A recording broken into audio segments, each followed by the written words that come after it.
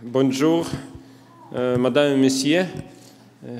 Je voulais faire toutes les présentations en français, mais apparemment,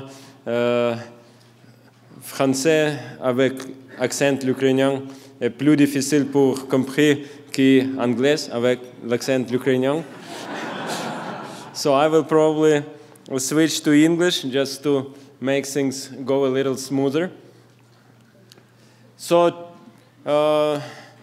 our team at McGill University is called Precision Agriculture and Sensor Systems. We are working on three primary objectives. It's development of new sensor technologies for soil and plants, and we are going to talk about some solutions today. We also work on geospatial data management tools and practical implementation of precision agriculture. And that's the key topic for today's discussion. So before getting into too many details, let's go back to define what is precision agriculture.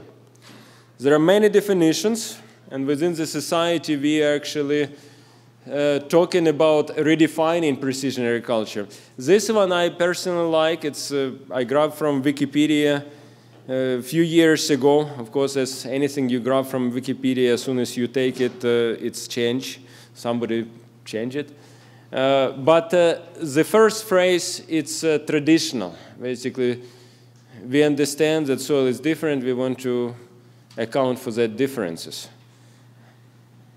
But the second phrase, that's what I like most. That today we are talking about whole farm management when information technologies, new technologies can be used.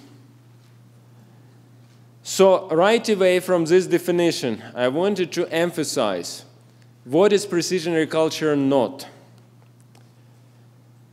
So there is no magic with these technologies. And some cases where we fail to comply with expectations of farmers is just because there was no good match between technology and expectation. So precision agriculture doesn't always give solution to systematic problem. Like if your soil is bad soil, like infertile or so, that would be complicated to use precision agriculture just to help with that situation. We can predict precipitation, we cannot change, at least now. A lot of people getting excited about gadgets and forgetting that need to service machines, calibrate machines, and a lot of times we still struggle to do uniform application, and now we want variable application. No, this is like we still need to make sure that we are doing decent job on uniform management and then do variable when applicable. And of course, everything comes to bottom line. So also what you do with the final product when it's grown and harvested, and so that's also can be problematic. However, we have a set of systems that can help account for all these differences and make as best solution as possible under conditions that you're growing.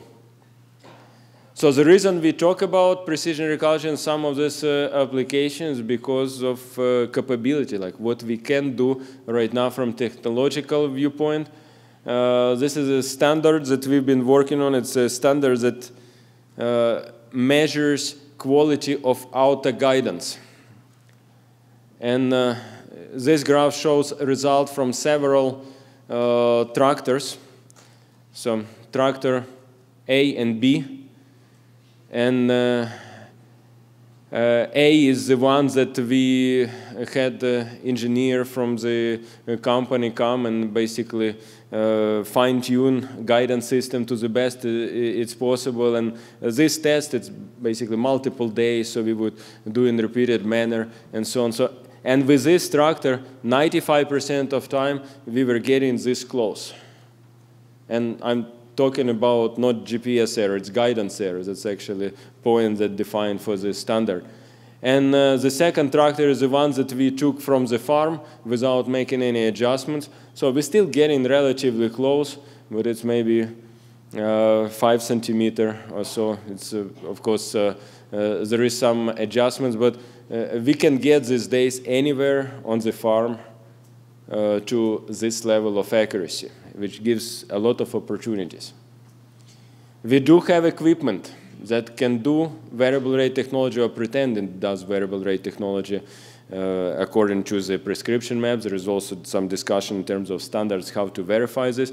This machine in 2012 was already able to do 5 different products: seed, liquid fertilizer, 3 different types of granular fertilizer, and each on individual rate. And the person who makes decision of which rate in which part of the field shouldn't be even in vicinity. It can be halfway across the globe, and all the data, all the task to the machine is sent via cellular technology. So, but the question is always, what's that application map? Like how a rate should be defined.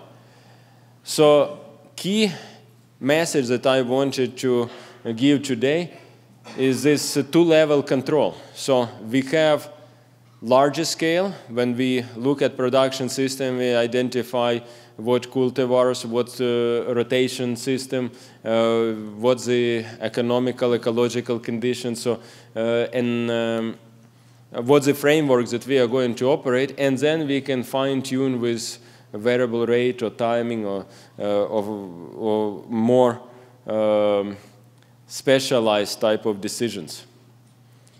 So this graph illustrates from a global perspective. So this line represents hypothetically the best rate in different parts of the field. And historically, what we've been doing, like this is our recommendation. When we apply decision support mechanism, we go to optimum. So there is one optimum at some point, and it's not always the same that's in tradition. And with variable rate technology, we go to something like this, which in many cases would have the same amount of error as optimum.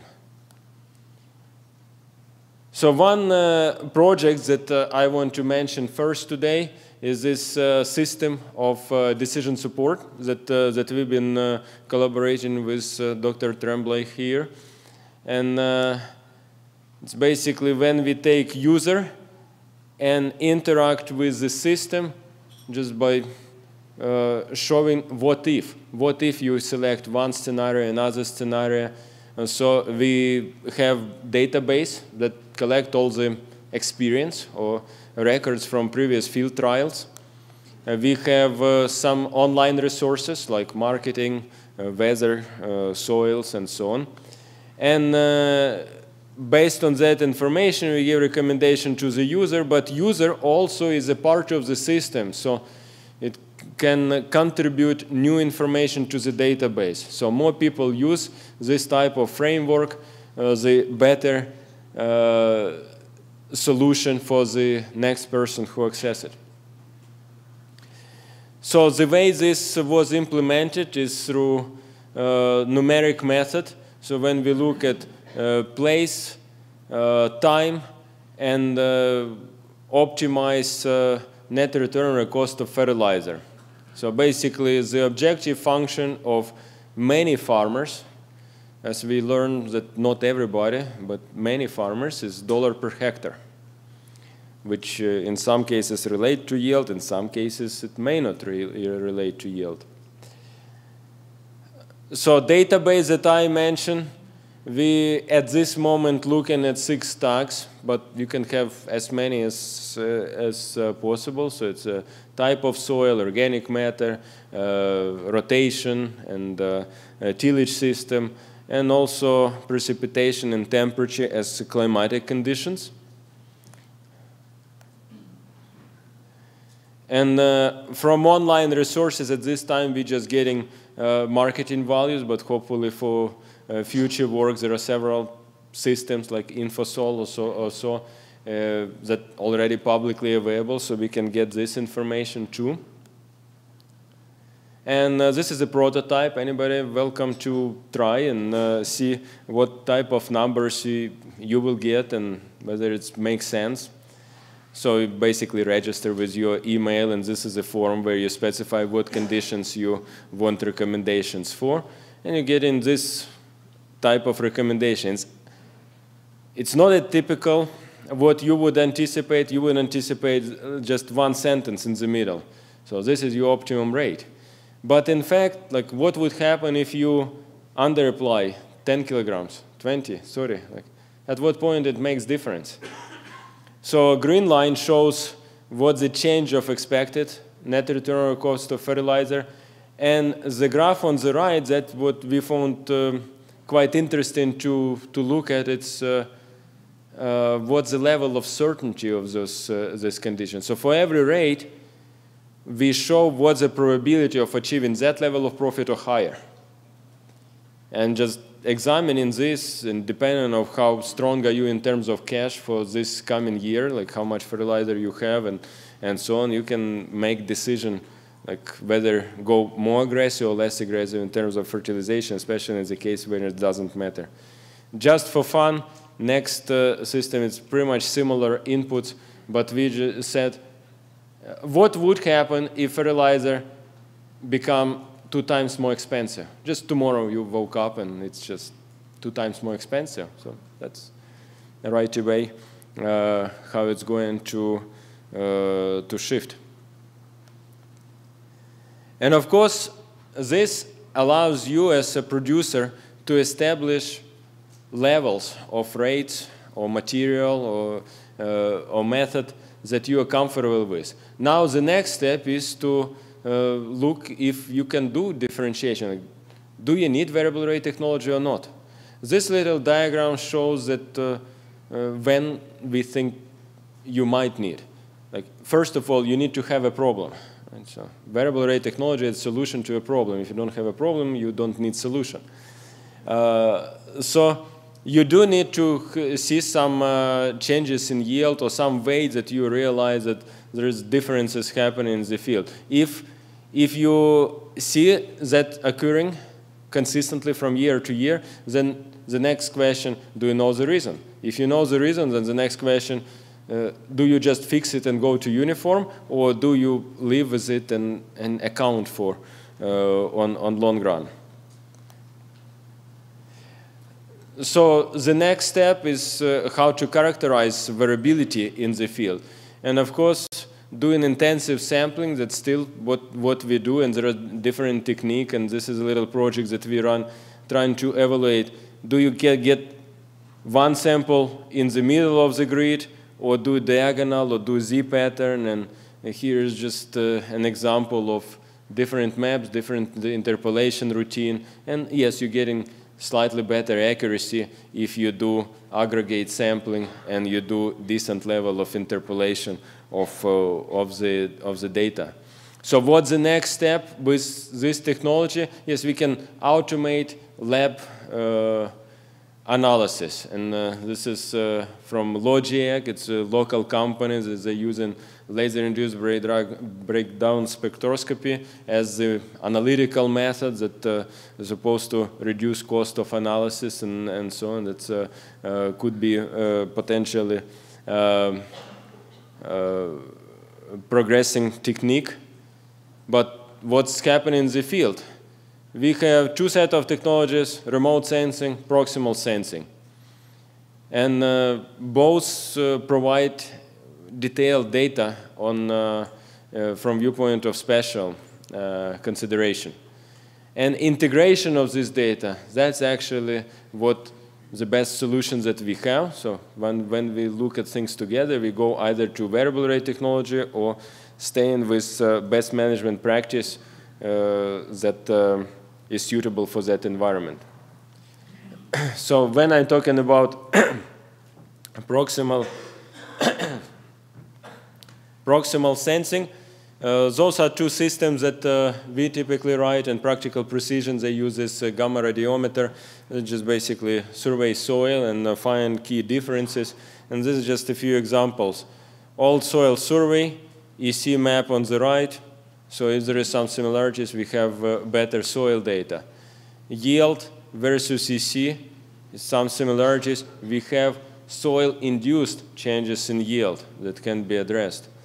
This is optical sensors, looking at the color of soil, accessing organic matter. Mechanical resistance. We talked a little bit today about compaction. So we can see like roads and places where you have compaction. Some farmers that we work with would do spot tillage just to elevate compaction. Chemical measurements. We also discussed a little bit this morning, measuring pH or maybe other nutrients.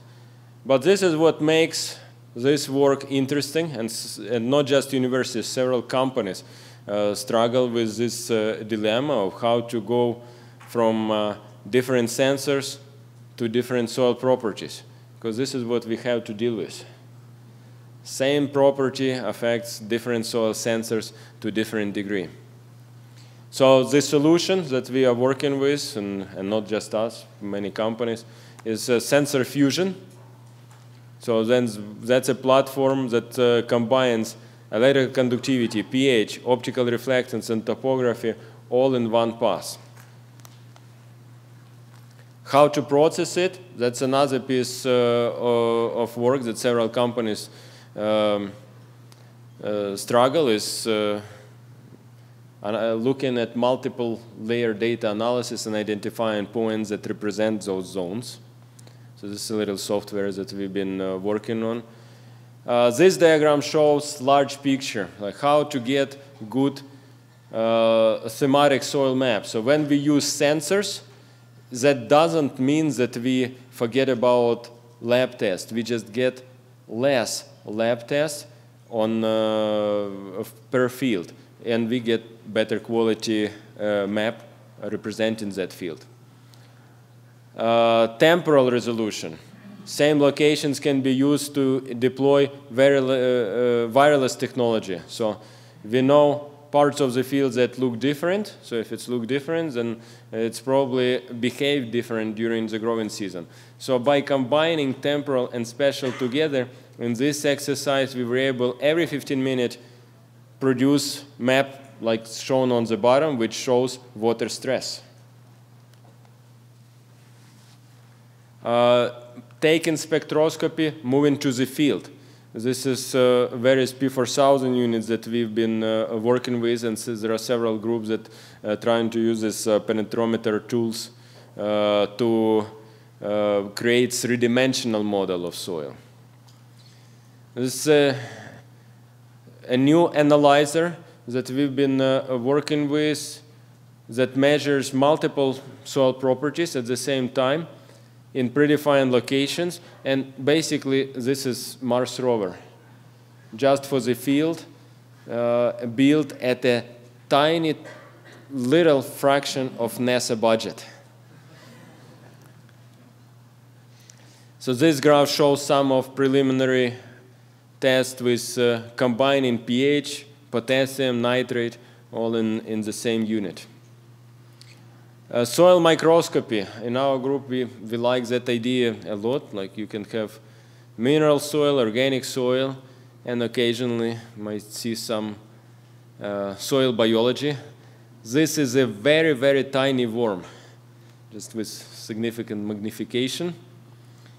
So with this, we can get prediction of soil texture without need for calibration, because instead of calibrating sensor, we measure, just using machine vision methods. Soil biology is also quite important. This is a chamber that we looked at respiration, amount of CO2 produced. by soil. Why this is important? Like, this is one of our fields. It shows different response and different areas in the field, and yes, it corresponds. So organic soil, mineral soil have different amount of biological activity at the same time. Smart tractor concept. Precision agriculture doesn't have to be expensive. It's actually relatively straightforward set of technologies. And looking at tractor as an equipment that you have anyway and just connect machine with operator, with external sensors, it could be accomplished. So in this situation, we took operator with different type of sensors, got it connected for performance of operation. And this has basically been implemented through ISOBUS. That's a communication algorithm for the equipment. So normally you have computer on the tractor. Actually, it's 3 computers on the tractor, and you have at least 1 on implement. But we said, let's say if we work with smart tractor and not so smart implement. And those couple interfaces have been implemented. So you would normally have it on tractor screen. And work with variable rate technology the same way you do without a guidance. You set point A, point B, and just follow through. And there's some of this operator settings that you can change. It's basically a proportional controller. In this example, we were applying liquid manure according to field elevation. So just one set of data, and tractor changes travel speed depending on what part of the field it's located at that specific point of time.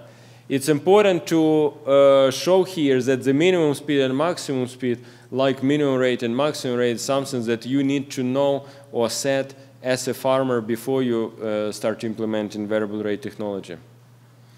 This is another example of variable depth planting. So what we did, we measure soil moisture at a particular depth and then change in planting depth. So if you have too high moisture content, plant closer to the shallow. And in Quebec, it's very important to have uniform emergence, which this system could help with. Forage harvesting.